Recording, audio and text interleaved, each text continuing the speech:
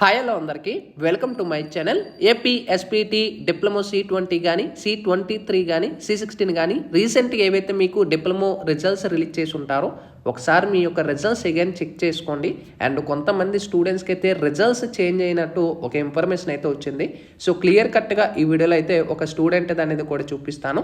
వీడియోలోకి వెళ్ళే ముందు ఛానల్ ఎవరైతే ఫస్ట్ టైం ఇచ్చేస్తారో సబ్స్క్రైబ్ అయితే చేయడం అయితే మర్చిపోతూ ఏపీ ఎస్పీటీ డిప్లొమోకి సంబంధించి లేటెస్ట్ ఇన్ఫర్మేషన్స్ అన్ని కూడా వెంటనే షేర్ చేస్తూ ఉంటాను.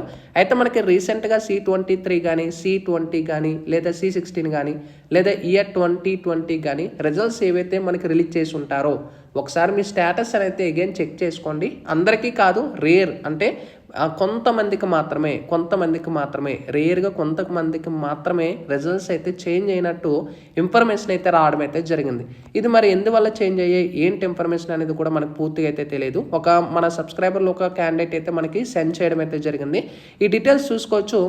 మనకి ఈ క్యాండిడేట్ వచ్చేసి C20కి సంబంధించి అనమాట. మనకి 402 చూసుకోవచ్చు. గతంలో 39 మార్క్స్ అయితే రావడం అయితే జరిగింది. అండ్ ఫైనల్గా మనకి గ్రేడ్ టోటల్ చూసుకోవచ్చు 763.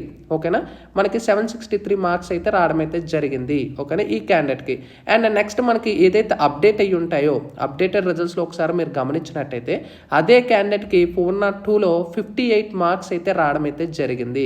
58 మార్కులు. ఓకేనా, ఇక్కడ మనకి చూసుకోవచ్చు రిజల్ట్స్లో కూడా మనకి పాస్ అని కూడా ఇవ్వడం అయితే జరిగింది. అండ్ ఇక్కడ మన గ్రాండ్ టోటల్ 782. ఓకేనా, సో ఎవరైతే కొంతమందికి మాత్రమే చేంజ్ అయ్యి ఇది అందరికని చెప్పలేము. ఫెయిల్ అయిన వాళ్ళు పాస్ అయినట్టు నాకు ఎలాంటి ఇన్ఫర్మేషన్ అయితే ఇప్పటికైతే ఎలాంటిది లేదు. ఒకవేళ మీకు చేంజ్ అయ్యి అనుకోండి కామెంట్ సెక్షన్లో తెలియచేయండి. దానికి సంబంధించి ఇంకా ఫర్దర్గా ఇన్ఫర్మేషన్ అయితే తెలుసుకుంటాను ఎస్పీటీ నుంచి కూడా. అండ్ ఆ క్యాండిడేట్ని కూడా క్లియర్గా అడిగాను. రీవెరిఫికేషన్ కానీ రీకౌంటింగ్ కానీ ఇలా ఏమైనా అప్లై చేశారనేది, ఎలాంటిది కూడా అప్లై చేయలేదని చెప్పారు. ఒకవేళ ఇక్కడ ఎలాంటి చేంజెస్ ఎందుకు అవుతాయి అంటే రీవెరిఫికేషన్ ఎవరైనా అప్లై చేస్తే చేంజ్ అవుతుంది, కానీ ఎలాంటిది చేంజ్ అవ్వలేదు కాబట్టి అంటే ఏమీ అప్లై చేయకుండానే ఆటోమేటిక్ అది చేంజ్ అయ్యాయి కాబట్టి సో మేబీ రిజల్ట్స్లో ఏమైనా ఫాల్ట్ కానీ లేదా డేటా ఎర్రర్ కానీ ఏమైనా ఉండొచ్చు, అది ఎక్స్పెక్ట్ చేస్తున్నాను. సో ఇది బిఫోర్ లాస్ట్ ఇయర్ కూడా సేమ్ ఇదే ఇష్యూ వచ్చింది.